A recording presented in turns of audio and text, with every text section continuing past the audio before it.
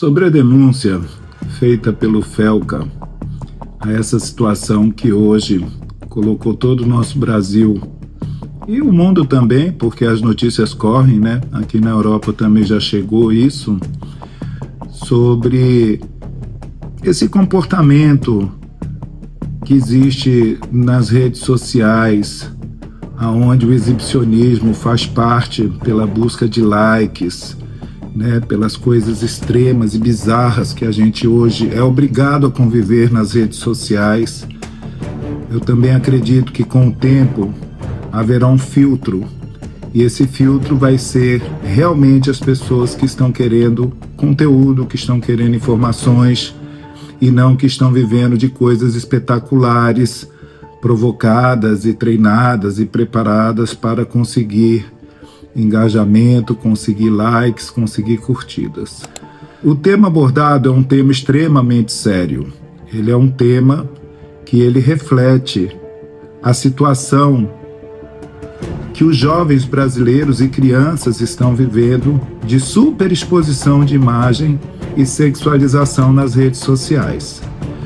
Isso a gente já vê com adultos, né? Quando você vê uma né, no seu comportamento, onde o filho dela grava os atos sexuais dela num programa, não dá para normatizar isso, né, minha gente?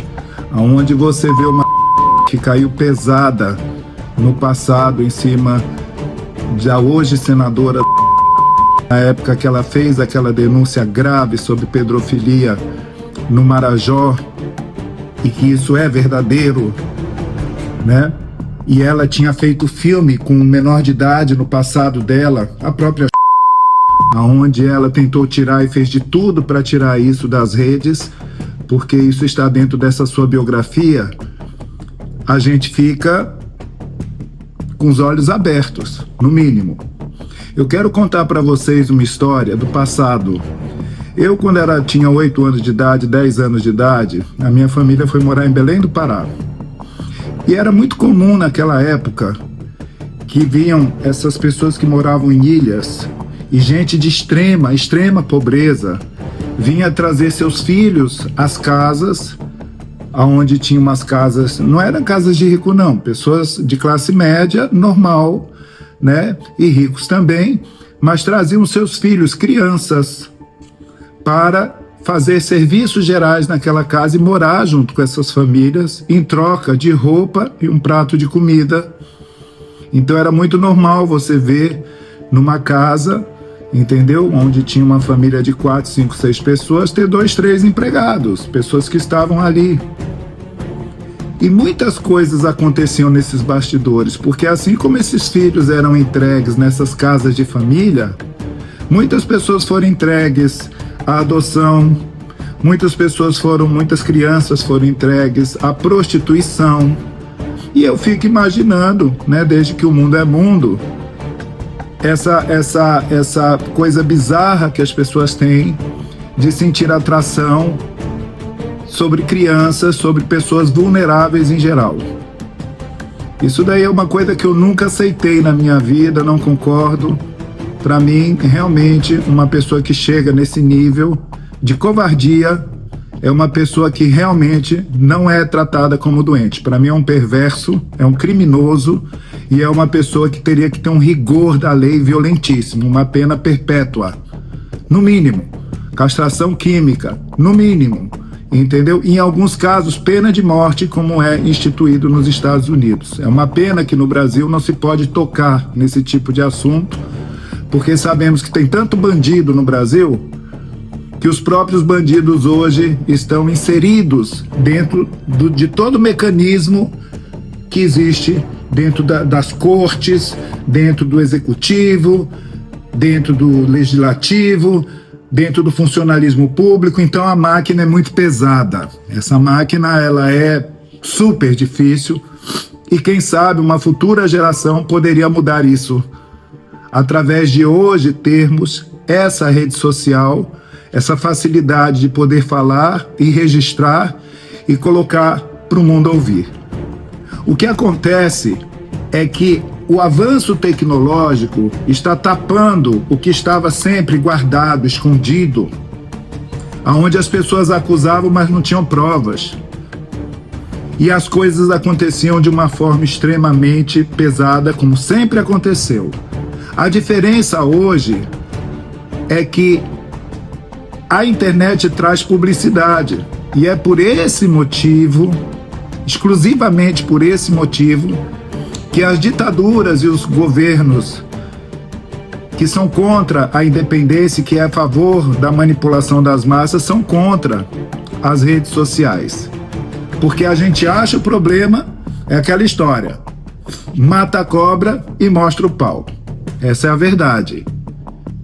Então esse caso levantado pelo Felca, com o Ítalo, com toda essa história, que concordo completamente com todos os argumentos, assisti o vídeo dele do início ao fim, irretocável. Parabéns, Felca. Se eu já te admirava, te admiro muito mais. Fico feliz de ver jovens da sua geração, de 27 anos de idade, um rapaz com essa alma velha, com essa alma, como numerólogo eu te afirmo isso, você é uma alma muito velha. Então essa alma velha, essa alma que já traz um compromisso com a humanidade, porque essa é a função das almas velhas no planeta Terra. E nós precisamos entender que, independente de viés ideológico ou político que cada um temos, é muito importante que nesse momento a gente foque no bem comum. Não é porque um é de direita, de esquerda, do centro, da Lua, de Marte, que nós vamos deixar de aprovar o que é o óbvio. Eu até agora não vi um artista falando nada sobre essa situação.